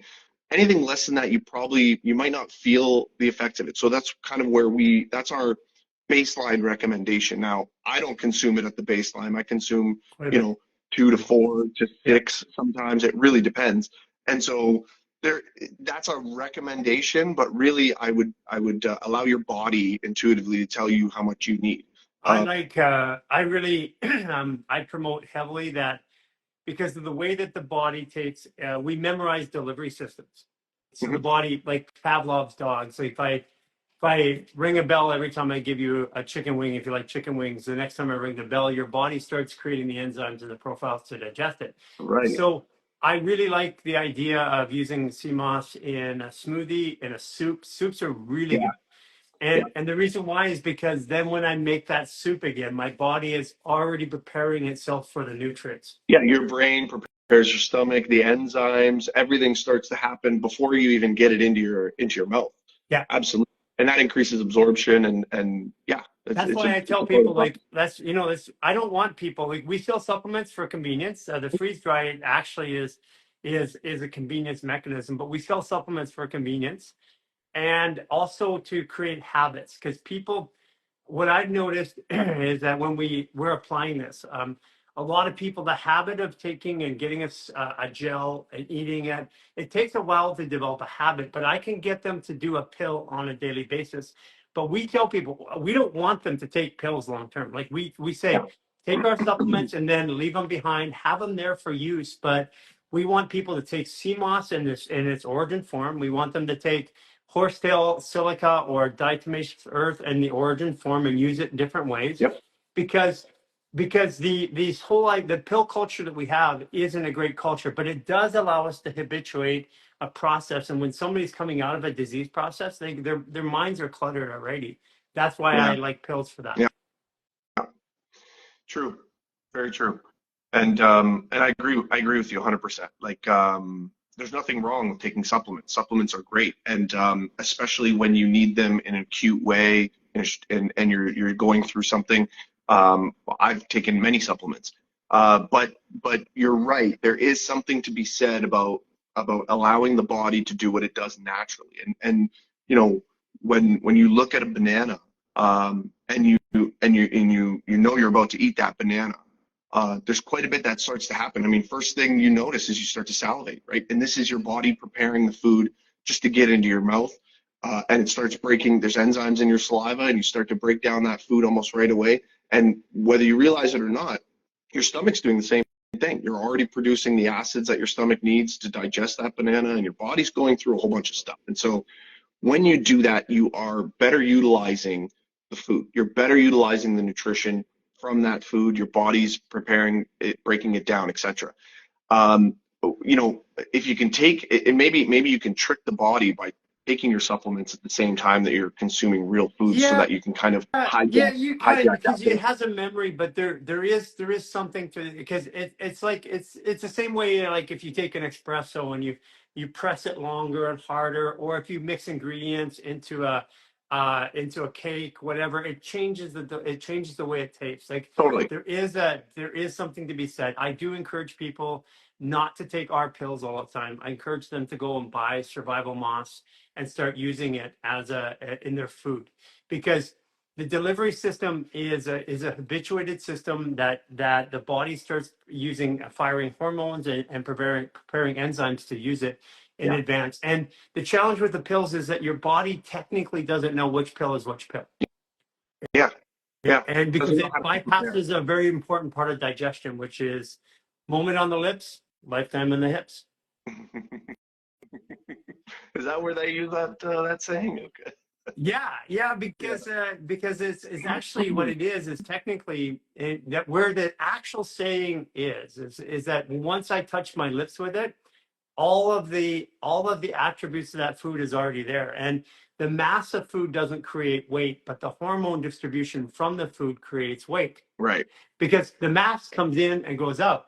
Right. Think about it, 10 pounds in, 10 pounds out.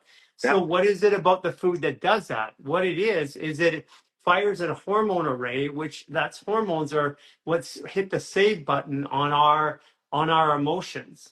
And that save button determines where that emotion sits in my body. And that's what fat is. That's why when I fasted for 44 days, I was still fat. Yeah. I mean, there's no way that I should have looked fat at the end of 44 days. And Interesting, hey? Yeah, I'll show you a picture. It's like bizarre. I still can't see you. I'm still looking at black, imagining your smile. Oh, right. Okay, well, I'll show it for everybody else who's not there. Because what happened was I fasted for 44 days, and and the 44th day of the fast, here I had what looked like fat, and I'm like, Weird. how is that possible that I had fat? You can watch the replay. So I'm like, I how is will. that possible? I went from here. I just went to a like slightly less version, but that was 6 weeks without food, and I should have been like skinny as a rail, You would but I wasn't. think.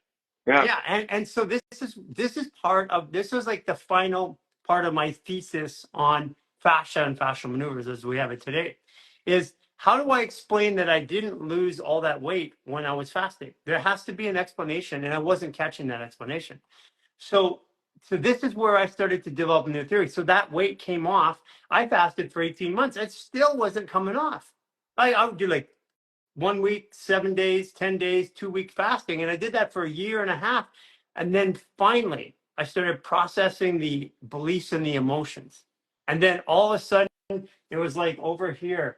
It's like I went in. I wish I had a picture in June because I went to MayaCon and I sat. We were off the grid completely, where there was no power, no electricity, nothing for 30 days. We were on this resort in the Siacon Resort, Nice. and then I came back from that resort, and then when I came back from that resort, I had literally, it looked like I had lost weight. And then I came back to Canada. I didn't do any fascial maneuvers, didn't change my diet at all. And then boom, 20 pounds came off in like 10 days. And Wow. nothing changed in my life. And so again, the question was, what I was trying to do is answer the question is, how is that possible? Right. And this is where I came. So there is a commensurate relationship between I work equals force times distance. If I lift a weight and move, I have a metabolic function. But that doesn't describe doing a fascial maneuver like a pretzel squat and me sweating bullets after 12 breaths. Exactly. So, because I can run on a treadmill for 30 minutes without sweating bullets. So there has to be this relationship that we weren't looking at. And the way I define it is that metabolic function is about blood volume in the lungs. And the more blood volume I push to the lungs, the more metabolic function I have. And if I lift a weight and move, I'm going to put more blood volume in there. But that's not the formula that works, because that formula can be usurped through patterning. Like if I run on a treadmill the first time, I sweat. But after doing it every day for like 3 months, Right. I don't even notice it. You acclimate. And that acclimation means that the formula of for caloric burn, work equals force For times sure. distance. That means it Yeah. can't be true. Because Yeah. acclimation, if it's work equals force times different, if that math is there, then it doesn't matter how many times I run on that treadmill, I should still have the same metabolic effect. But Mhm. this is a whole world of science and a whole world of sports nutrition and science and measurement that just go, well, it's your metabolism changed. And I'm like, what do you mean changed? Like, explain what changed means. Because you told me it was a binary formula that said if I did this, I got this. Yeah, there's a scientific formula to it. Yeah. And now it's changed. So what I have found though is I found that when I release less emotions, I have less weight storage. Or when I process a lot of emotions, the first thing that would happen for me is that my body would swell up like I got fat. Like literally, I'd get puffy, and then just like that sea moss, I would let all the water go. Wow. It's interesting. Yeah, it's Wow. I'm not even pretending that I even know. I'm saying that I can prove that the way that we look at the body, I can prove it's not that way exactly. It's I can prove it's incomplete. wrong. Yeah, for sure. That doesn't mean I know all the answers. I have a theory that I'm working with, and that theory allows me to talk about it, but that's it. Well, and that's what science is, really. It's science is ever evolving. To claim that we have the answer about anything is incorrect, because at every stage of history, that generation thought they had the answers, right? And then the next generation comes along and they're like, well, actually, this new research shows that was incorrect, and this is the way we need to look at it. And then the next generation goes, well, technically that's incorrect, and this is how we need to look at it. And I mean, that's and I kind of liken this to even the science of like quantum physics, right? Quantum physics came along and completely erased normal physics. Like the way that we look at the world is turned upside down onto its head. It's actually what, You know, it's funny because it erased the normal physics, 100%. but when you ask somebody about our lives and our bodies, we use normal physics. Yeah, isn't that funny? And you know what? This is actually what led me, like I consider myself to be spiritual, but not in the same way that most people are spiritual. Like I believe in the metaphysical. I believe in the power of the mind. I believe in a lot of these things, and it's because of the science. It's because of you know, I always go back and I tell people I'm sure you know the double slit experiment. Yeah, for sure. Yeah. Some of your viewers may not know, so let's just go over it. The double slit experiment was an experiment that was done that completely turned our understanding of life upside down. And it gave birth to a whole new world of science. And the double slit experiment, I mean, I'm going to butcher it, but I'm just going to kind of summarize it as quickly as I can, was basically they experimented by firing protons from a specialized machine. They would fire protons through a slit, and there was a detector on the back end that would detect those protons hitting the sensor. Yeah. And so when they ran this experiment the first time, they were expecting the protons, because they're being fired in a beam, to behave the same way that light behaves, which is if you shine a flashlight through a little slit, when you shine it onto the wall, you would expect to see a white slit of light. And instead, what they saw was an interference pattern. Effectively, what would happen if you were to splash the water and that wave would travel to where the sensor was, it created that type of an interference pattern on the wall. And they were like, well, that's weird. We need to see what's happening. And so they brought in a detector that would actually monitor the protons going through the slit. And when they did that and they ran the experiment again, all of a sudden on the detector side, it showed up the way that light would normally behave. It started behaving like you would expect it to behave. And they were like, okay. So they removed the observer, the observer that was watching the protons go through the slit. They removed it, and boom, it went back to being an interference pattern on the sensor side. Right. And they're like, wait a minute, let's do this with two slits. So they did it with two slits. Same thing. There was an interference pattern, and then as soon as they put in a detector to actually observe the protons passing through the slits, then all of a sudden it behaved like two lights. And what the moral of that story, that one experiment proved that our reality, our physical matter, isn't physical matter unless there is a conscious observer. When there's not a conscious observer, our physical reality behaves more like a probability of waves. That means that we are literally the creators of our reality. And not in like a metaphysical sense, literally in a physical Yes. sense. We actually, and it goes back to, like, you ever hear that old saying where it's like, if a tree falls in the forest and nobody's around to hear it, does it make a noise? No, it doesn't. The observer is required. That tree in the forest is a probability of waves until there's an observer that actually observes it, and that collapses the wave function and turns it into what we call reality. And that just that's what opened the floodgates to quantum physics. That's what opened the floodgates to a lot of different things. And it made me realize that we don't know anything. We know nothing. We know very little about our environment. We know very little about the world we live in. We know nothing.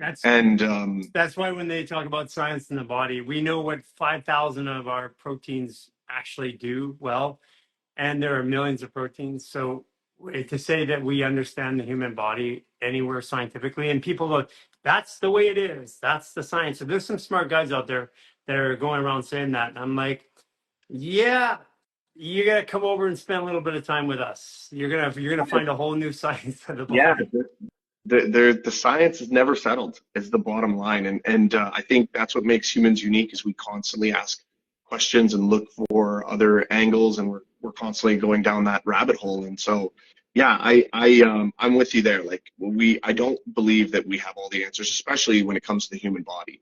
I don't think we know anything about the human body. We don't. I think we like to pretend like we know, but this is the most complicated machine And the further we dig into it, the more we realize we have no clue what's going on. Like we can kind of start to understand general processes and we can observe things that are happening and we can see a cause and effect. But like the underlying mechanisms and how it's all coming together is so foreign and you have to assume that there's a bunch of stuff we're missing and a bunch of things that are connected that we haven't figured out yet and a bunch of it's we don't know anything. Science, the more I learn We don't. from We don't. We the don't. more It, the more I learn about science, the more we realize we don't know anything. yeah, and you know, and this is actually the truth about where we're at. But we have this romanticized version that we're intelligent, we're doing better. But you know, at one point, and this is what I love about what you guys are doing is you're you're just taking a simple result, which actually it's funny because if you look at all the headlines of CMOS, you're going to get, well, it's really bad. You see your thyroid issues. It's like they're literally trying to stop people from taking it, especially I for know. thyroid issues. And Elon Musk, what I love about him, he goes, you know, there's one plant you better be acquainted with in the future, and that's CMOS. Elon Musk said that, right? Yeah. And there's a reason why. And anything, it's like when you get into boron and the delivery systems for boron, there's a reason why. Now, by the way, I do want to say that I think you should take some of our power kirk. We'll send it to you. We And bought I them. do We think got you them should take, on the show.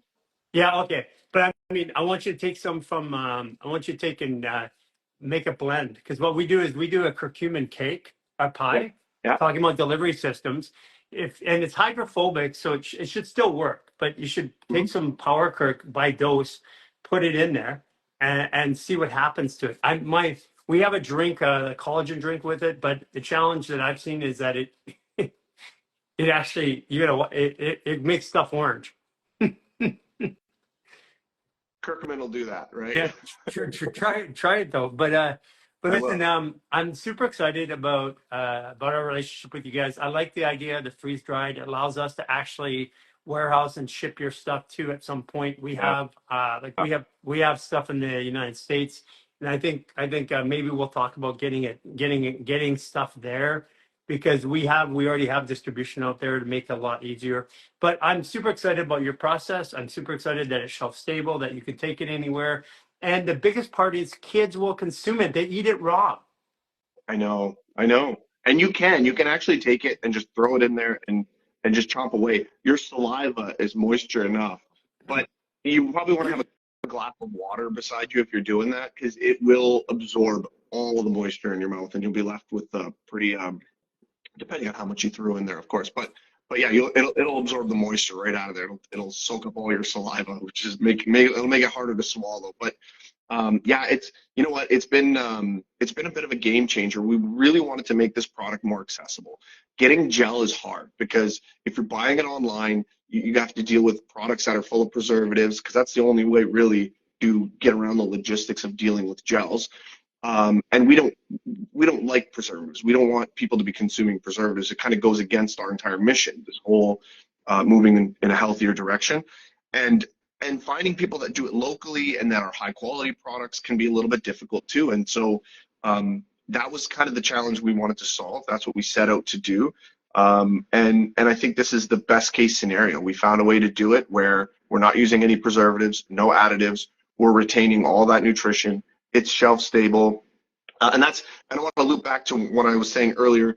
Don't buy this product and turn it into a gel. Use it by the dose. That's how it was intended to be used. That's the best way to use it. And sell the raw ingredient, though. You can just buy the raw ingredient and make it yourself if you want to. Yeah. We do, different uses. Like they have a different usage. 100%, yeah. And if you want to experiment on your own and make the gels yourself, you can absolutely do that as well. Yeah. And we do that, actually. Yeah. It's fun to actually try that once in a while. Everybody should be a little bit connected to their food source. And so I don't think it's a bad thing to kind of experiment. If you're the kind of person that likes to do that, by all means, we encourage that too. And we would always, every time we do a farmer's market, we've got some bags of just the sun-dried fresh CMOS. And occasionally we get customers that'll come and grab those from us. Usually what ends up happening is they'll come back to the next market and they'll be like, I like the way you guys do it. I'm going to just grab it. But yeah. I mean, it takes a while. It takes a while to do it right. Yeah. Daniel, listen, it's been great chatting with you today. It's I really like the partnership. I want everybody who takes CMOS to not only take our fascial flow to buy survival moss and the shelf and the freeze dried shelf stable CMOS. And I'm just looking forward to where this goes. You know what? We really appreciate you guys, everything you guys are doing. I love your mission. I love the direction, and we're just excited to be a part of this with you. And yeah, I of course, from the bottom of my heart, appreciate your support and supporting our product. But more than that, we're just really happy to be kind of going on the journey with you guys and making an impact. I love what you guys are doing. We're very excited about that. So thank you for having me on. And Thanks, Daniel. yeah, I look It's forward great to talking to you. I love the conversations. I can talk with you like rock. Maybe we should do a three-way combo next That would time. be good. Take care, All man. right. Thanks. Take care. Wow, great conversation today. So, guys, if you haven't done it yet, there are tickets for the free nutrition class tonight. So we have free nutrition class. It's an introduction to a 12-week nutrition class that you can take. The free class tonight, if you are a nutritionist and you are trying to break through and go to the next level, this is going to give you some tools to work with. If you are brand new and you're trying to understand it, you're going to understand nutrition and why at a different level. Like some of the things like the myths of dieting, and also the other one of like what diet style should I take? There is no one diet style. Everybody who says carnivore is the best, vegan's the best, paleo is the best, you're all going to have in my experience, over time, you're going to have a problem because your body looks for and likes diversity in order to respond. And when you give the body the same thing over time, it stops responding. That's why you change your workouts. That's why you change your routines, because the body likes to have contrast. And so he's going to be covering that as part of the nutrition program that's coming up. It's going to be 12 weeks. You can, if you're a nutritionist, you are going to come out of there with practical skills. If you're brand new, you're going to come out of there thinking about how to work with your body in different ways. And I encourage you to take the program. I encourage you to go to the class tonight, and you can sign up on the link in our bio.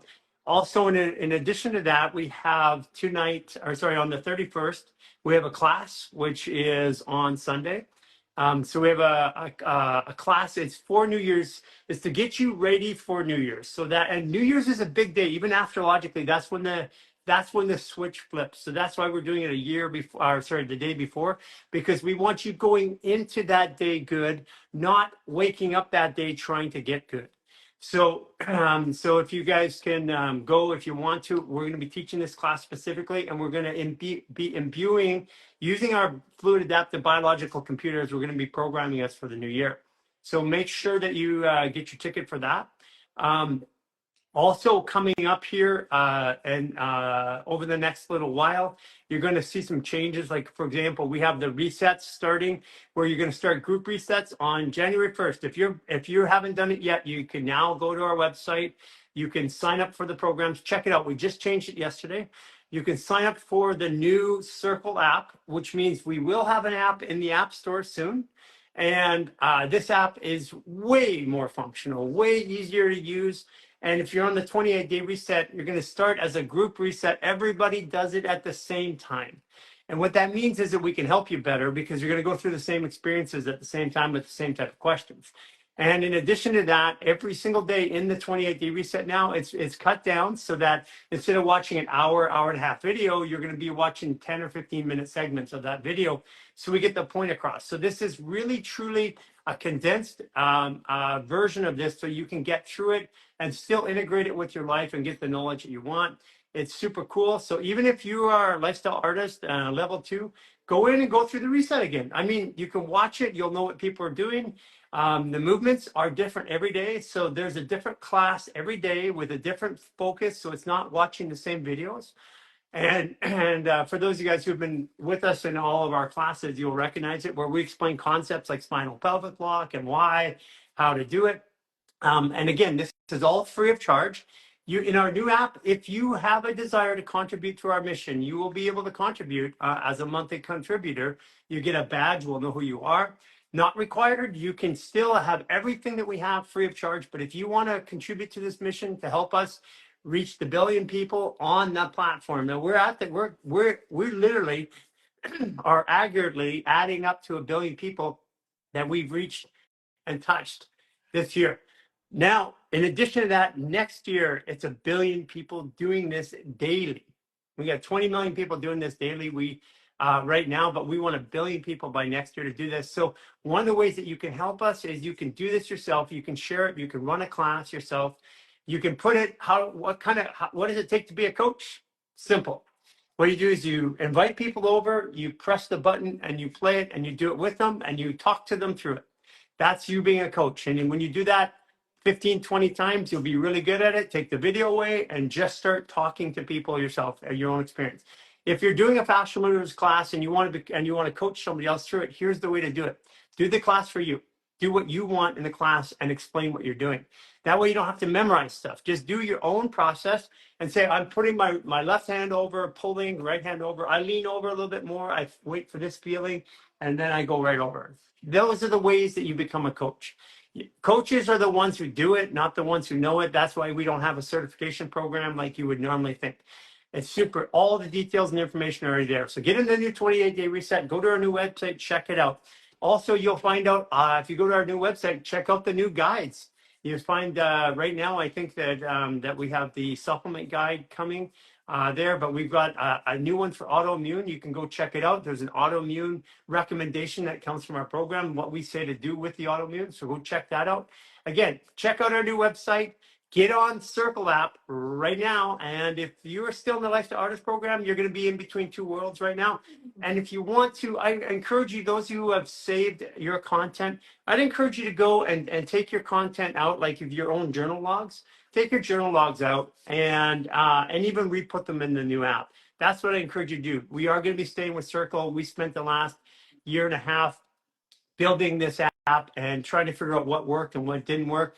And what we did is we went to Circle is great because they took basically mighty networks, the people, we wanted the changes and the changes weren't being made. So some of the management went out and created a completely new app. So we're super excited about that. So again, sign up for the nutrition course tonight. It's free of charge.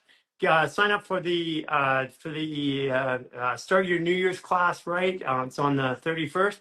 Sign up for that. It's online. Get to our new website. Check it out. It was just launched yesterday. Our new features on the website. Get inside the new 28-day reset. Check it out, even if you haven't. And I want to wish all of you a wonderful new year and full of blessings and growth and everything that's magical in your lives.